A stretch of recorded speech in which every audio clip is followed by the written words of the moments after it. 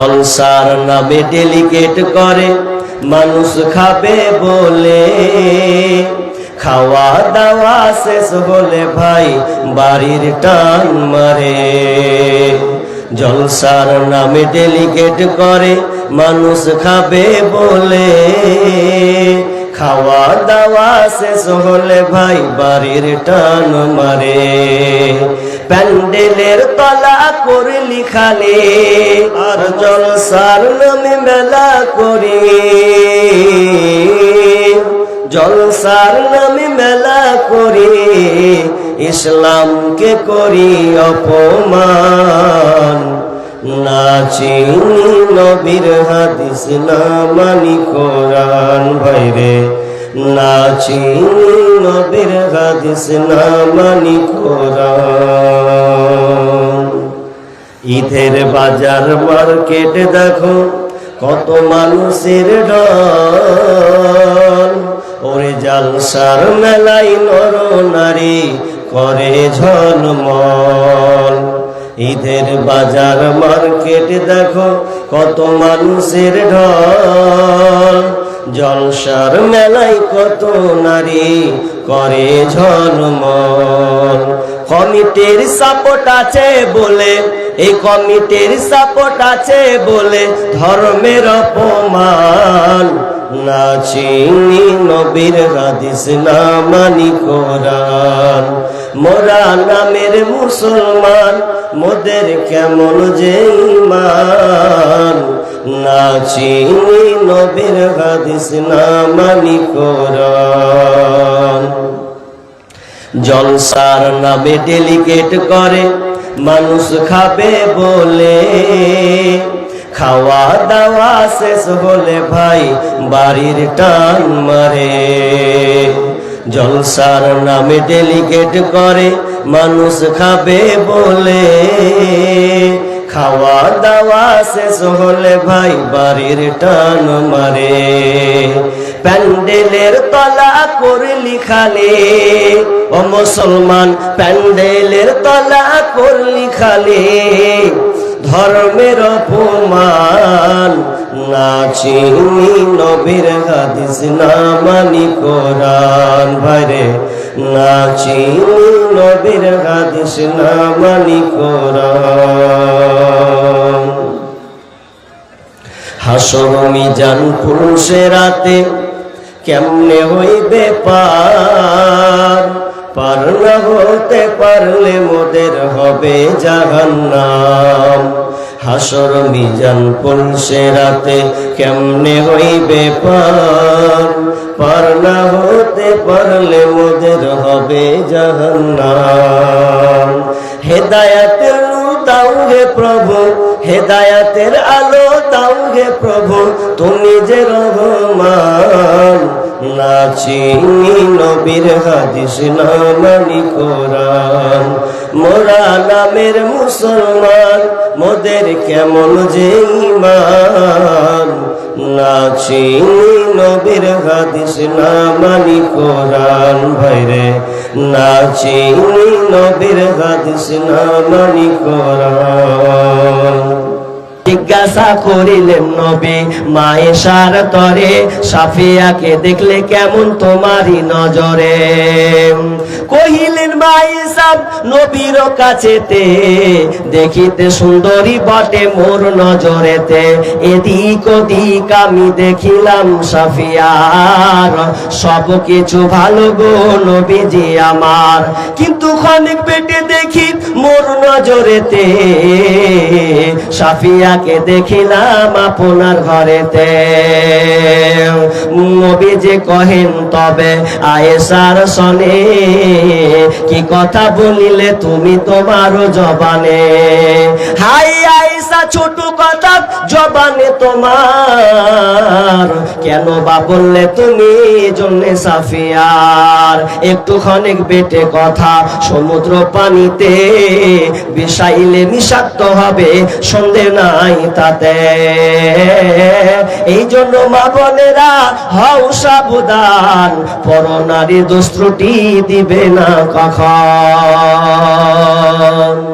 মা আয়েশা রাদিয়াল্লাহু তাআলা কি প্রশ্ন বলছেন, আয়েশা তুমি সাফিয়ার ব্যাপারে শর্ট কথা বলেছো, এটা বড় একটা গীবত হয়ে গেছে, অতএব এটা ডিপ নোংরা কথা হয়ে গেছে, এটা মহা পাপের মধ্যে চলে গেছে। ইব্রাহিম বিন আদম কোন একটা এলাকা দাওয়াত খেতে গেছেন, দাওয়াত খেতে বসেছেন, 5-7 জন দাওয়াত পেয়েছে, একটা বাড়িতে 7-8 জন দাওয়াত পেয়েছে।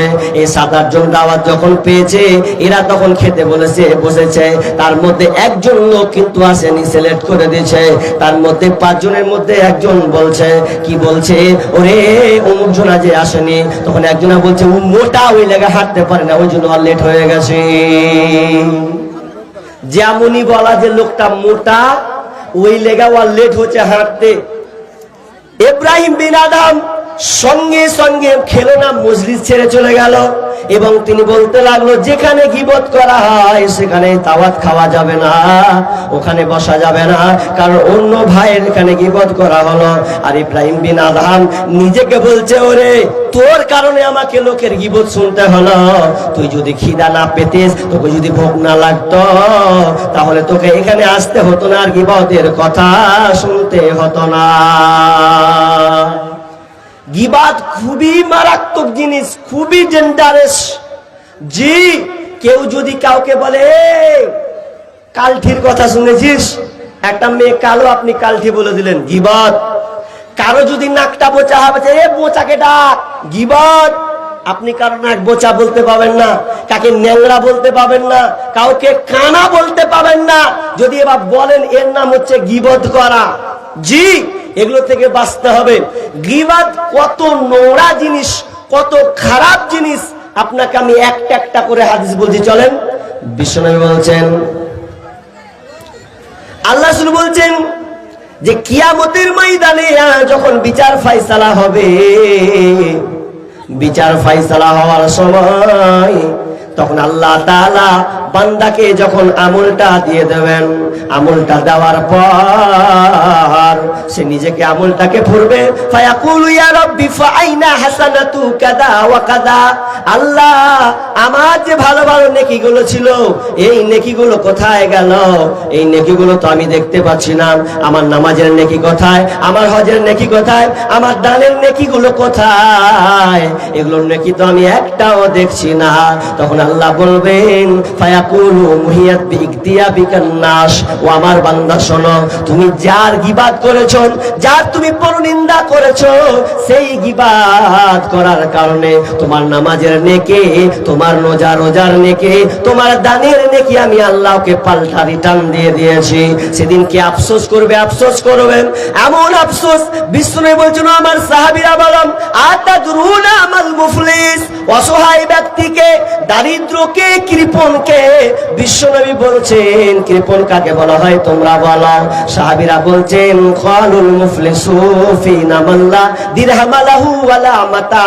বিশ্বনবী সাহাবীরা বলছেন, ইয়া রাসূলুল্লাহ, গরীব তো ওই ব্যক্তি, অসহায় তো ওই ব্যক্তি, কৃপণ তো ওই ব্যক্তি যার মাল ধন নাই, যার টাকা পয়সা নাই, সে হচ্ছে গরীব, সে হচ্ছে অসহায়। কিন্তু আল্লাহ রাসূল বললেন, ও আমার সাহাবীরা, না না না, ওই লোকটা অসহায় নয়, ওই গরিবটা নয়। তবে শুনে নাও, আমার উম্মতের মধ্যে কিছু লোক সেদিনকে কিয়ামতের মাঠে উঠবে।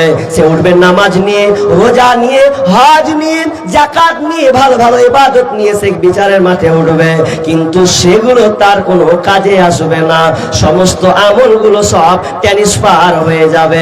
কেন ট্রান্সফার হবে শুনে নাও, এত নেকি করার পরেও, এত নেকি আগাত করার পরেও, ভালো তাহাজ্জুদ উজার পড়ার পরেও, 5 ওয়াক্ত নামাজ পড়ার পরেও তার আমল নেকিগুলো থাকবে না। আল্লাহ তখন কি করবেন? তার নেকিগুলোকে কেটে কেটে তাকে দিয়ে দেওয়া হবে। কেন? যে ও তার কারো গীবত করেছেন, কাউকে গালি দিয়েছেন।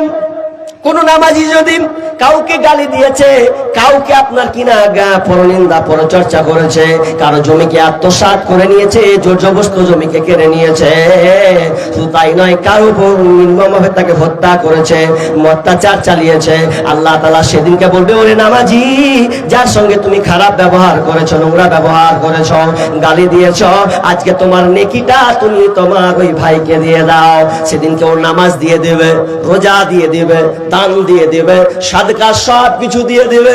দেওয়ার পর দেখবে আমার আর কোনো নেকি নাই, একটাও যেন আমার নেকি নাই। যখনই সে নেকিটা দেখতে পাবে না, এবার বলে আল্লাহ আমার তো আর কোনো নেকি নাই। ৬-৬০ বছর জিন্দেগিতে ৪০ বছর ধরে আমি ভালোভাবেই তো নামাজ পড়েছি, আমি সপ্তাহ মাসে একবার করে তাহাজ্জুদের নামাজ পড়েছি, একটাও তো থাকলো না, সব চলে গেল। বলছে না, থাকবে না, ট্রান্সফার হয়ে অন্য ভাইয়ের দিকে চলে যাবে। এবার বলবে আরো বের কর, আল্লাহকে বলবে আল্লাহ আর আমার কাছে কোনো নেকি নাই, পাওনাদাররা এখনো দাঁড়িয়ে আছে, কারণ আপনি হরর হক মেরে খেয়েছেন, ওর গীবত করেছেন, ওর পরচর্চা করেছেন, ওর জমি আত্মসাৎ করেছেন, ওকে অন্যায় ভাবে মেরেছেন। সেদিনকে আল্লাহ বলবে বুঝিয়ে দে, খুব দুনিয়ায় দাদাগিরি দেখেছি, নামাজ পড়েছি, রোজা করেছি, তার দাদাগিরি গীবত করা, এখন নেকি দে, বুঝিয়ে দাও। বান্দা বলবে আল্লাহ আমার কাছে আর তো কোনো নেকি নাই। তখন আল্লাহ বলে এক কাজ কর ফেরেশতারা, যার গীবত করেছে, যার পরনিন্দা করেছে, চুগলখড়ি করেছে, ওর গুনাহটা ইয়ার ঘাড়ে চাপিয়ে দে। তখন ওর ঘাড়ে যখন চাপিয়ে দেওয়া হবে, যখনই চাপিয়ে দেওয়া হবে, চাপিয়ে দেওয়ার পর সে গুনার বোঝা নিয়ে থেকে যাবে। বিষ্ণু বলছেন ওই লোকটা হচ্ছে কৃপণস, ওই লোকটা হচ্ছে ফকির, যে দুনিয়াতে ভালো নেকি করার পরেও সে বিচারের মাঠে তার নেকি একটাও থাকবে না। লেন ঠেলা আর কেউ গীবত করবেন। আচ্ছা আপনাকে একটা কথা বলি, ডানের দিকে যাচ্ছি একটু দেখি, একটা কথা বলি। আচ্ছা আপনাদের এলাকাতে বাপ বেটা একসাথে মদ খায়? এদিকে ধ্যান দেন, গুরুত্বপূর্ণ কথা বলছি। আপনাদের এলাকাতে কোন বাপ বেটা একসাথে মদ পান করে এরকম আছে? আছে? নেই? এইভাবে বলিয়েন না, হ্যাঁ শরম টরম কিছু নেই নাকি আপনার? জোরসে আমার মা মারা গেছে, আমি টোটো চালাই, আমার মায়ের জন্য 100 টাকা দান করলাম, দোয়া করলাম। 100 টাকা? তা আমি দানের দিকে চলে যাবো? হ্যাঁ হ্যাঁ জি, আলোচনা তো সব থেকেই গেল জি। আচ্ছা দোয়া করবো, বসুন, দোয়া করবেন ইনশাআল্লাহ। দোয়া করার লেগেই তো বসা আছি রেডি হয়ে জি। তো 5-10 মিনিট বলিন, মানুষ যদি পয়েন্টিং না বলি তো কি করে হবে? কি বলতে চাচ্ছিলাম, প্রশ্নটা আবার বলছি, আপনাদের এলাকায় যদি থাকে তো এটা খারাপ, কিন্তু সবাই নাই।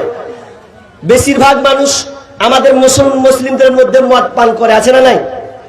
নাই? আছে, কিন্তু মদ পানটা কিন্তু প্রকাশ্যে করে না। প্রকাশ্যে করে?